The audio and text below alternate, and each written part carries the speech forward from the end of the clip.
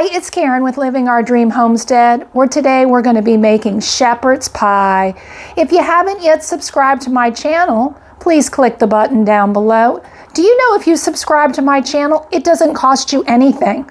It's totally free. Well, this is the first time I have ever made shepherd's pie, so hopefully it's really good.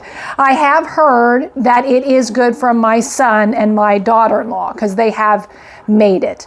Well, let's go ahead and get started. First thing we need to do is turn on our oven to 375 degrees.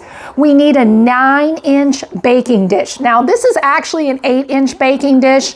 I do have a 9 here. I'm going to see which one it can fit in because I just don't have a 9-inch baking dish to put this, with one that's a glass dish. Well, let's go ahead and get started. We're going to go over here on the stove top, so let's go.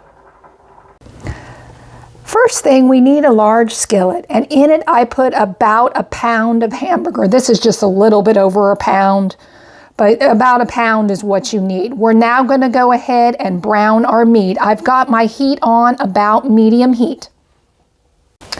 Now that our meat is browning, we are going to go ahead and work on fixing the mashed potatoes. Now, I went ahead and already boiled my potatoes. I mashed them, I added milk, and I added butter. And we need 2 cups of hot mashed potatoes. We are going to put it in a bowl and we are going to mix in 4 ounces of cream cheese. That has to be cubed, which I have right here. And we'll mix that in.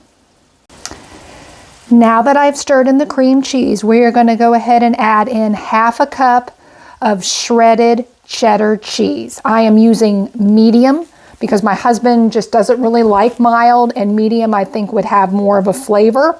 So I'm going to go ahead and add that in now and stir it. Now that the cheddar cheese is mixed into the potatoes, we are going to go ahead and put in 2 cloves of garlic minced. Now that we have the garlic mixed in, we are going to put it aside and go back to our meat. Now that our meat is totally brown, we need to go ahead and drain the fat.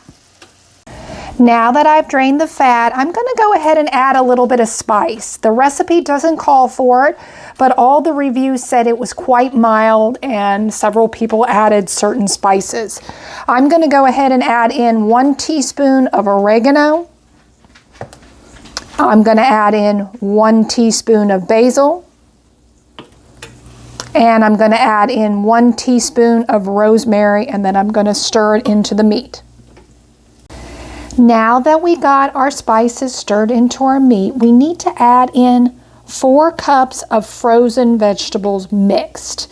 Now I'm actually using homegrown corn. I'm using, again, it depends on whatever vegetables you want to add. My husband doesn't really like carrots, so I'm doing 2 cups of homegrown corn, and I'm doing 2 cups of homegrown beans that were frozen, and I thawed them.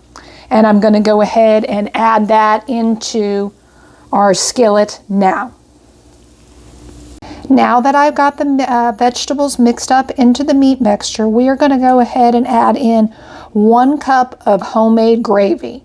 Now, I ended up taking beef stock, and I first made a roux where I put a little bit of butter in a skillet and then flour, to make the roux, and then I added in the beef stock.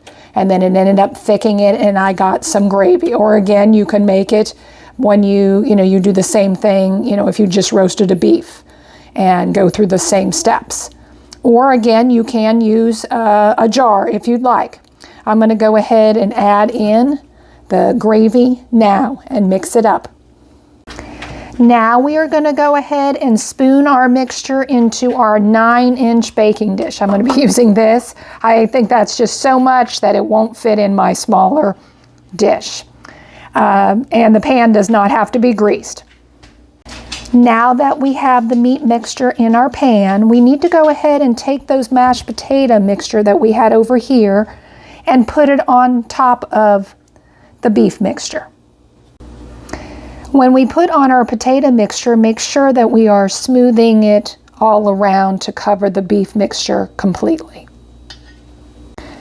Now that we got the potato mixture completely over the beef, we need to take another half a cup of cheddar cheese and put on top. Again, I'm using medium. I ended up getting a block of cheese and I shredded it myself.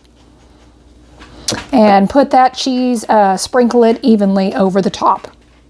Now that we have the cheese all over the shepherd's pie, we need to go ahead and put it in a 375-degree oven, and we need to go ahead and heat it through.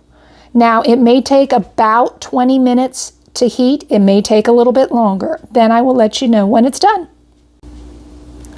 The shepherd's pie is all done. I'm going to go ahead and let it cool a little bit, and then I'm going to let my husband try it. All right, my husband's going to have a taste test of the shepherd's pie.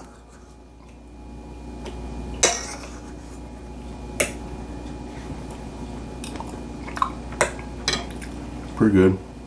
Well, as you heard, my husband liked the shepherd's pie. I forgot to mention when I made the mashed potatoes, I also put in some salt. I didn't put salt on the meat because when I made the homemade gravy, I had already put salt in the homemade gravy. And that is why I did it that way. Well, if you like this video, please hit the like button down below. This was Karen with Living Our Dream Homestead. I hope you have a good day.